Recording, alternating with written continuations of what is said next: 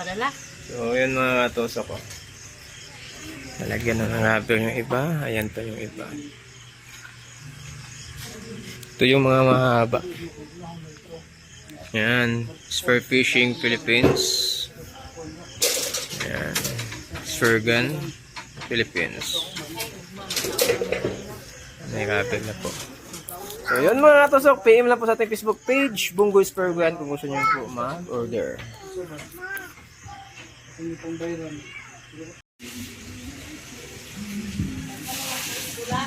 Yan, PM lang po sa ating Facebook page mga katosok.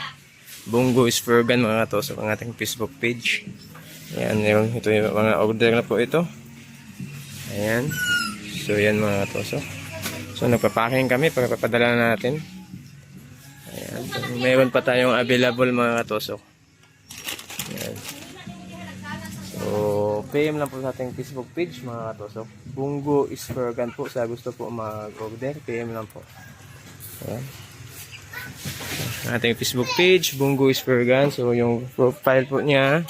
So, ganito po yung profile. Ayan. Ayan po yung profile.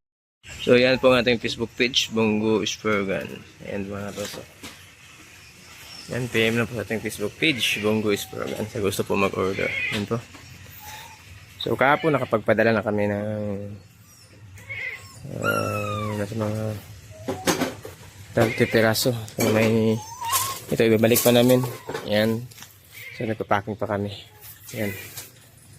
So PM lang po sa ating Facebook page, Bungo Spur Gun. Ayan, meron po tayong ordinary color. Ayan. No line release, without line release. So ganito po ay 2.5 po. Free shipping na yan. At may line na yan, lagyan pa yan ng line. Wala pang line nalagay.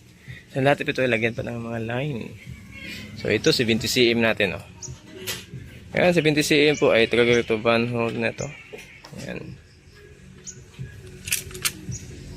Ayan po. Ang stainless natin ay 304. Kapal ng stainless ay 6 mm. Pero pang night dive natin ay 316 mm lang yung kapal ng mm ng bala. Ayan. Ayan po, PM na po sa ating Facebook page, Bungo Spur Gun.